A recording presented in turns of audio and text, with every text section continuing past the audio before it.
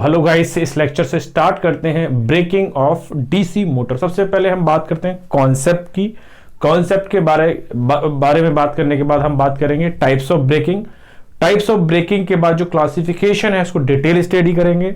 Then comparison chart देखेंगे और उसके बाद हम लोग न्यूमेरिकल पढ़ेंगे। तो इस लेक्चर में जो है इतनी सारी चीजें आपको मिलने वाली। तो सबसे पहले हम बात करते हैं डीसी मोटर की ब्रेकिंग का कॉन्सेप्ट। ठीक है, तो हमारी हेडिंग जो है वो है ब्रेकिंग ऑफ डीसी मोटर्स। ठीक है, तो सबसे पहले बात करते हैं हम ब्रेकिंग को यूज क्यों करते हैं, purpose of braking, purpose of braking. ठीक है, तो क्या उद्देश्य है जो ब्रेकिंग को यूज करने का। Now to stop the motor, to stop the motor very fast और क्विक। जब भी आपको किसी मोटर को बहुत तेजी के साथ आपको क्या करना है, स्टॉप करना है, तब हम ब्रेकिंग का कॉन्सेप्ट यूज करेंगे। ठीक है, नाउ अगर मैं एग्जांपल की बात करूं बेटा, जरा समझिएगा। When a DC motor is rotating, या कोई भी जो आपकी रोटेटिंग मास है, रोटेटिंग बॉडी है, जब भी वो रोटेट करेगी तो क्या होगा, when a DC motor is rotating, kinetic energy is stored to stop the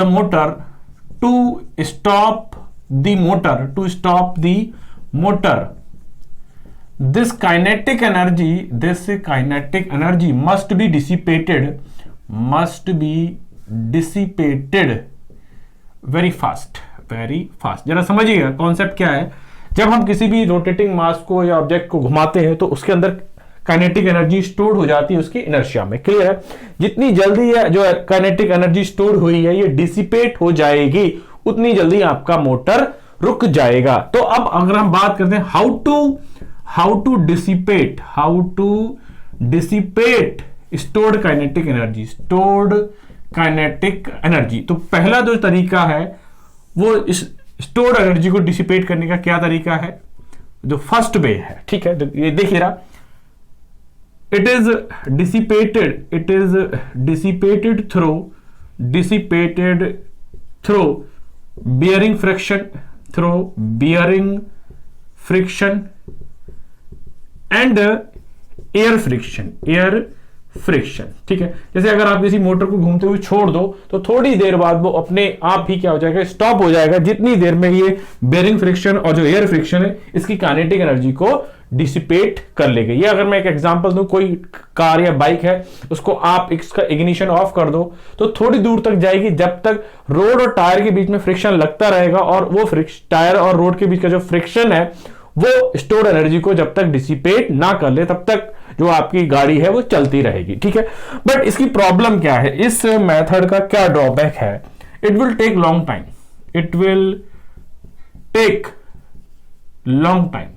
time to stop the motor. Meaning क्या है, अगर आप किसी भी एक्सटर्नल चीज का यूज नहीं करते हो तब इस तरीके से आपको मोटर को स्टॉप करने में ज्यादा टाइम लगेगा। ठीक है, यहां तक। दूसरा तरीका क्या है बेटा, द सेकेंड वे क्या है, अगर सेकेंड तरीके की मैं बात करता हूं तो क्या है, यूज मैकेनिकल ब्रेक। ठीक है, यहां तक। सो यहां पर जो टाइम है वो कम हो जाएगा, डेफिनेटली जो टाइम है मोटर को स्टॉप करने में वो कम हो जाएगा, बट इसका भी ड्रॉबैक क्या है, जरा समझिएगा। ड्रॉबैक है, it require regular maintenance.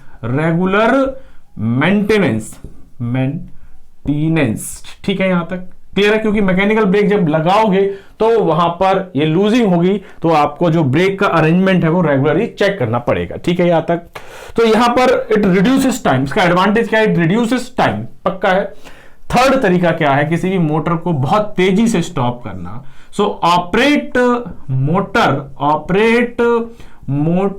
As a generator. किसी मोटर को हम क्या बना दें, जनरेटर बना देंगे, तो ये बहुत तेजी से रुक जाएगा। That is called quick stopping of A DC motor. ठीक है, अब कैसे समझते हैं इस चीज को, अगर मैं एग्जांपल की बात करूं, अगर आपने मोटर का और जनरेटर का कॉन्सेप्ट पढ़ रखा है तो ये बहुत ज्यादा इजी होगा आपको समझने में ना। मोटर की बात करता हूं तो जिस डायरेक्शन में मोटर घूम रहा होता है उसी डायरेक्शन में इलेक्ट्रोमैग्नेटिक टॉर्क होता है। तो जिस डायरेक्शन में आपका mechanical force according to the Lorentz principle, जिस डायरेक्शन में इलेक्ट्रोमैग्नेटिक फोर्स होगा उसी डायरेक्शन में आपका मोटर क्या कर रहा होगा, रोटेट कर रहा होगा। बट हम क्या करते हैं ड्यूरिंग ब्रेकिंग मैं क्या करता हूं, इस डीसी मोटर को मैं जनरेटर बना देता हूं। क्या बना देता हूं, I am just making this DC motor as generator. Generator अगर मैं आपने पढ़ा हो तो जनरेटर में जो इलेक्ट्रोमैग्नेटिक टॉर्क है, जनरेटर में जो इलेक्ट्रोमैग्नेटिक टॉर्क है वो रोटेशन के क्या है, अपोजिट है। क्लियर है, बात समझ में आ गई यहां तक।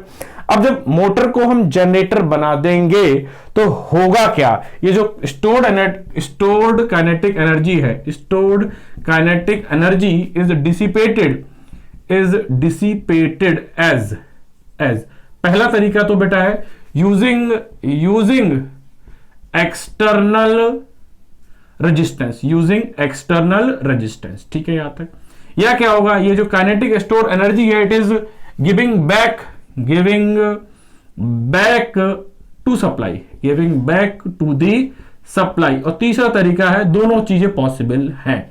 क्लियर है। तो होता क्या है, जो थर्ड मेथड है ब्रेकिंग जो हम पढ़ने वाले हैं, हम किसी भी डीसी मोटर को उसे जनरेटर बना देते हैं। और कैसे बनाते हैं, तब उस कॉन्सेप्ट को समझना है। और जो स्टोर्ड काइनेटिक एनर्जी है उसको डिसिपेट करने का तरीका क्या है, या तो हम एक्सटर्नल रेजिस्टेंस लगाएंगे या उस काइनेटिक एनर्जी को वापस सप्लाई में भेजेंगे, या दोनों ऑप्शन पॉसिबल है। क्लियर है यहां तक। तो ये रहा आपका डीसी मोटर का ब्रेकिंग का कॉन्सेप्ट कि हमें बहुत तेजी से किसी मोटर को स्टॉप करना है, then we will use braking पहला तरीका क्या है, आप कोई भी एक्सटर्नल चीज ना लगाओ तो यहां पर बहुत ज्यादा टाइम लेगा। आप मैकेनिकल ब्रेक लगाओगे then it requires regular maintenance. But अगर हम किसी भी मोटर को एज ए जनरेटर बना देंगे then it will stop very very fast. So stopping is very very fast here. Stopping of motor is very fast, is very fast, ठीक है यहां तक। अब मैं बात करता हूं जो ब्रेकिंग है वो मेनली दो टाइप से बेटा डिवाइड की गई है।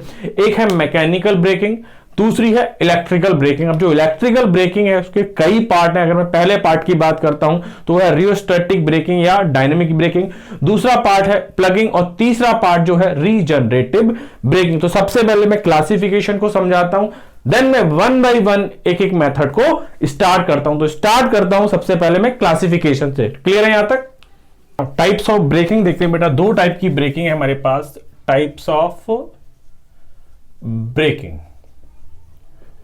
फर्स्ट जो टाइप है ब्रेकिंग का वो है आपका mechanical braking, that is called mechanical braking. Okay, the first type of braking. दूसरी जो ब्रेकिंग है बेटा आपकी है that is called electrical braking, ठीक है। इलेक्ट्रिकल ब्रेकिंग जो है वो कई टाइप की है। फर्स्ट जो है आपको बोलते हैं हम डायनामिक ब्रेकिंग।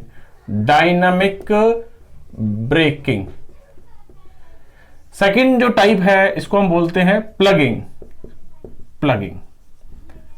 थर्ड जो टाइप है that is called regenerative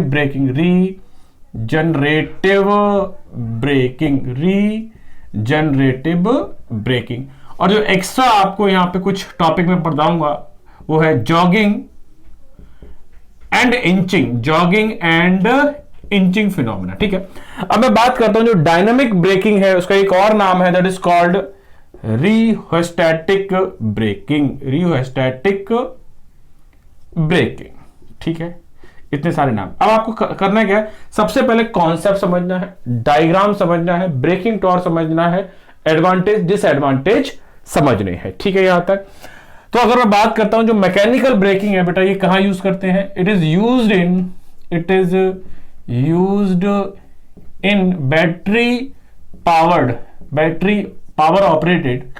battery operated scooters में ये यूज होता है, ठीक है। बट इसका ड्रॉबैक क्या है, जो मैकेनिकल ब्रेकिंग है उसका ड्रॉबैक क्या है, यहां ब्रेक सिस्टम यूज करते हैं, ड्रॉबैक क्या है, रेगुलर मेंटेनेंस की जरूरत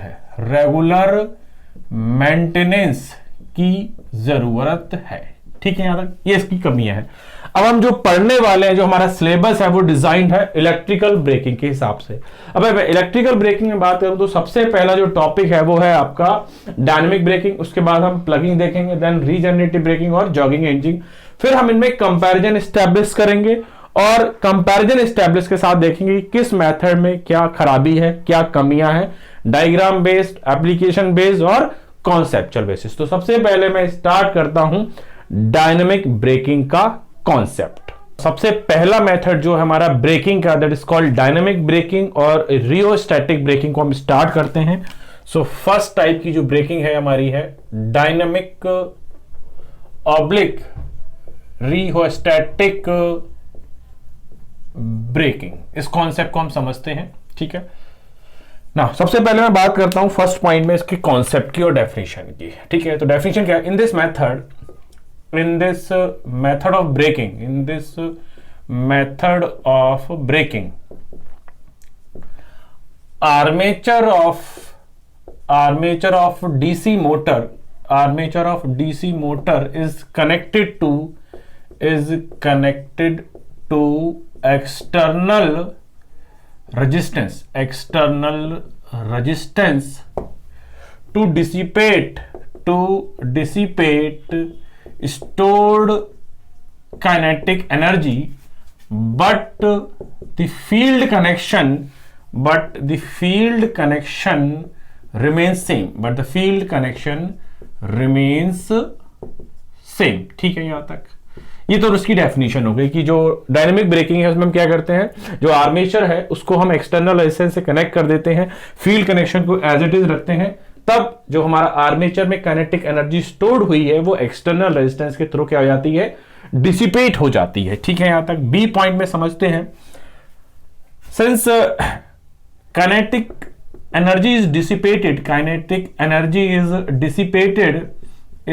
dissipated in registers, so it is inefficient method।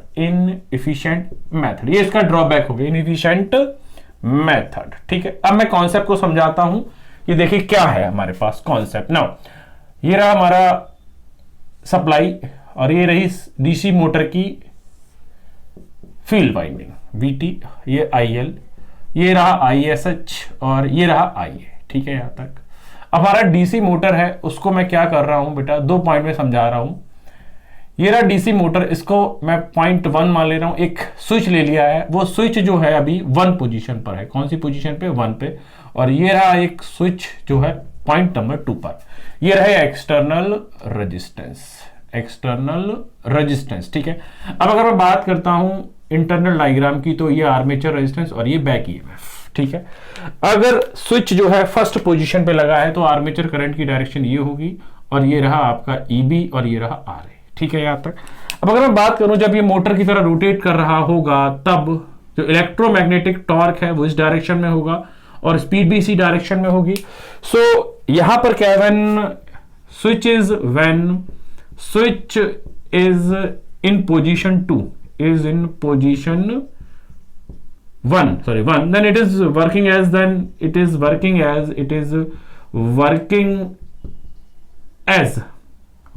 as motor, ठीक है। यहां तक तब क्या होगा बेटा, मोटर के केस में अगर मैं बात करूं IA बराबर क्या होगा, VT minus EB upon RA, तो IA पॉजिटिव होगा और टॉर्क क्या होता है, T बराबर होता है K phi IA, ठीक है। यहां तक और EB बराबर होता है आपका K phi ओमेगा, क्लियर है। अब क्या कर रहे हैं, ड्यूरिंग प्लगिंग दो सेकंड डायग्राम बनाता हूं। सेकंड डायग्राम ये रहा आपका field connection, same as it is रहा, ठीक है। यहां तक ये VT यानी कि जो फ्लक्स है उसकी डायरेक्शन बिल्कुल सेम है, ओके। अब मैं क्या कर रहा हूं, ये जो स्विच जो था फर्स्ट पोजीशन पे था आर्मेचर का, उसे मैं उठाकर सेकंड पोजीशन पे कनेक्ट कर रहा हूं। कौन सी पोजीशन पे कनेक्ट कर रहा हूं, now connecting this switch as second position, this is the second position. और सेकंड पोजीशन किस पे कनेक्टेड है, एक्सटर्नल रेजिस्टेंस पर, ठीक है। अब होगा क्या बेटा, जरा समझिएगा कॉन्सेप्ट, ठीक है। पहले क्या था, जो हमारा आर्मेचर था ड्यूरिंग मोटर कंडीशन में क्या कर रहा था, काइनेटिक एनर्जी को स्टोर कर रहा था। अब जो स्टोर्ड काइनेटिक एनर्जी है उसको डिसिपेट करने के लिए जो हमारा आर्मेचर है वो एक्टिव बन गया। क्या बन गया? एक्टिव बन गया। तब ईबी जो है वो सोर्स बन गया, तब करंट की डायरेक्शन क्या हो गई, चेंज हो गई। ठीक है, यहां तक। अब आप यहां पे केवीएल लगा के देख लीजिए। अगर मैं केवीएल लगा के देखता हूं तो EB minus I A R A minus I A R बराबर 0। सो ये हो गई आपकी आई ए बराबर ईबी, आई ए कॉम I EB upon R A plus R. This is called the dynamic current और the braking current. Simple I can say the braking current. So ये रहा ड्यूरिंग ब्रेकिंग के दौरान ये diagram रहा आपका। ठीक है, यहां तक बात समझ में आ गई। अब चेक करिए, जो करंट आर्मेचर की करंट की डायरेक्शन थी वो टॉप टू बॉटम थी, अब बॉटम टू टॉप हो गई। तो टॉर्क क्या होगा बेटा, या करंट की बात करें, आईए बराबर क्या होगा, आईए बराबर था हमारा VT minus EV upon R, यही था। बट चूंकि हमने आर्मेचर को जो है सप्लाई से डिस्कनेक्ट कर दिया है, then it is 0। So IA is only EB upon R A plus R. ठीक है, यहां तक। ईबी बराबर क्या होता है, ईबी बराबर होता है K phi omega upon R A plus R. ये बात भी क्लियर है। ठीक है, यहां तक। अब मैं टॉर्क की बात करता हूं। टॉर्क बराबर क्या होता है, K phi I. But I को तो आपने नेगेटिव कर दिया, तो टॉर्क क्या हो जाएगा, नेगेटिव हो जाएगा। जब टॉर्क नेगेटिव हो जाएगा तो क्या होगा, मोटर की जो डायरेक्शन थी वो एज इट इज थी, बट टॉर्क जो है अपोजिट डायरेक्शन में लगने लगा। ये जो अपोजिट टॉर्क है, इलेक्ट्रोमैग्नेटिक टॉर्क, अब ये टॉर्क क्या करेगा, मोटर को क्विक स्टॉपिंग प्रोवाइड कराएगा। क्लियर है, यहां तक बात समझ में आ गई। अब मैं टॉर्क का डेरिवेशन जो ब्रेकिंग टॉर्क है इसको ड्राइव करता हूं। अब मैं ब्रेकिंग टॉर्क क्यों बोल रहा हूं, क्योंकि ब्रेकिंग टॉर्क जो है जस्ट अपोजिट है रोटेशन के। क्लियर है यहां तक। सो ब्रेकिंग टॉर्क का डेरिवेशन कर लेते हैं, टीबी बराबर के फाई, आईए की वैल्यू रख देते हैं, आईए की वैल्यू यहां से हम उठा के रख देते हैं। तो क्या आएगा बेटा, के फाई तो ऑलरेडी है मेरे पास, K phi omega upon R A plus R. तो यहां से ये वैल्यू आ गई, K square phi square omega upon R A plus R. तो यहां से आप देख रहे हैं जो ब्रेकिंग टॉर्क है that is proportional to your speed. Clear है, यहां तक बात समझ में आ गई। अब अगर स्पीड 0 है, if speed is 0 then braking torque is also 0। Clear है। तो अगर मैं बात समझाता हूं, जो रियोस्टैटिक ब्रेकिंग है, डायनेमिक ब्रेकिंग में हम क्या करते हैं, during motor condition switch one position पे है, बट जब हमें इस मोटर को क्विक स्टॉपिंग करना है, बहुत फास्ट स्टॉप करना है, तो हम क्या करते हैं, इसके आर्मेचर को जो है एक एक्सटर्नल रेजिस्टेंस से कनेक्ट कर देते हैं। जब आर्मेचर को एक्सटर्नल रेजिस्टेंस से कनेक्ट कर देते हैं, जो आर्मेचर में काइनेटिक एनर्जी स्टोर्ड हुई है वो डिसिपेट होती है एक्सटर्नल रेजिस्टेंस में। जब इस एनर्जी को डिसिपेट करना है तो जो आर्मेचर है वो क्या बन जाता है, एक्टिव सोर्स की तरह बन जाता है। तभी अपनी सारी एनर्जी को क्या करता है, एक्सटर्नल रेजिस्टेंस में डिसिपेट करता है। जब ये डिसिपेट करता है तो आर्मेचर की जो करंट की डायरेक्शन है वो रिवर्स हो जाती है। क्लियर है। जब आर्मेचर की करंट की डायरेक्शन रिवर्स हो जाती है तो जो टॉर्क है वो अपोजिट डायरेक्शन में लगने लगता है। इस अपोजिट टॉर्क को हम बोलते हैं ब्रेकिंग टॉर्क। और जो ब्रेकिंग टॉर्क है वो डायरेक्टली प्रोपोर्शनल है किसके, स्पीड के। क्लियर है। जब स्पीड 0 होगी तो ब्रेकिंग टॉर्क भी क्या हो जाएगा, 0 हो जाएगा। क्लियर है। यहां तक आगे मैं समझाता हूं। इसका ड्रॉबैक तो मैंने ऑलरेडी बता ही दिया था कि क्या करते हैं, डेफिनेशन भी समझा दी। अब अगर मैं आगे बात करता हूं, डायनेमिक ब्रेकिंग और जो रियोस्टैटिक ब्रेकिंग है, it is suitable for the self excitation system. अगर मैं बात करता हूं जो डायनेमिक ब्रेकिंग है, it is suitable for separate excitation system. Self excited system में जो ब्रेकिंग टॉर्क होता है वो वीक होता है। अगर आपको अच्छा बेटर ब्रेकिंग टॉर्क चाहिए तब आप इस सिस्टम को, इस ब्रेकिंग मेथड को जो है सेपरेटली एक्साइटेड सिस्टम के साथ यूज करिए। दैट मीन्स जो डायनेमिक ब्रेकिंग है के लिए जो मोस्ट प्रेफर्ड मोटर है वो कौन सा है, सेपरेटली एक्साइटेड मोटर है। ये बात समझ में आ गई। तो इन चीजों को मैं लिखा देता हूं जिससे हमारी जो डायनेमिक ब्रेकिंग है या जो रियोस्टैटिक ब्रेकिंग है उसका कॉन्सेप्ट बिल्कुल क्लियर हो जाएगा। तो स्टार्ट करता हूं नेक्स्ट पॉइंट से। नोट पॉइंट के फॉर्म में समझाता हूं कि जो डायनेमिक ब्रेकिंग है उसमें क्या क्या आपको चीजें ध्यान रखनी है। ठीक है। नोट नंबर 1 बेटा देखिएगा, dynamic braking is most suitable for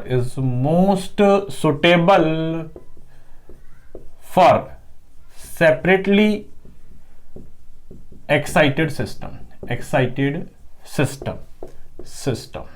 For example, best choice कौन सा है?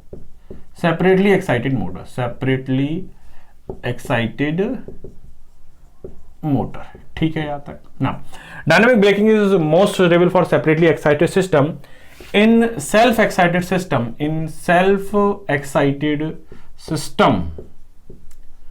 braking torque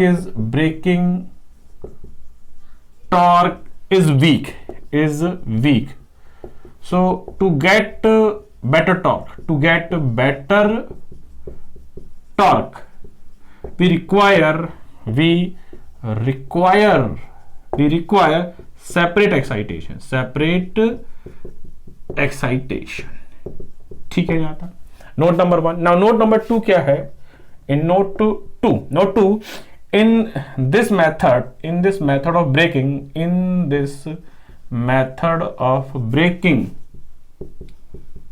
field system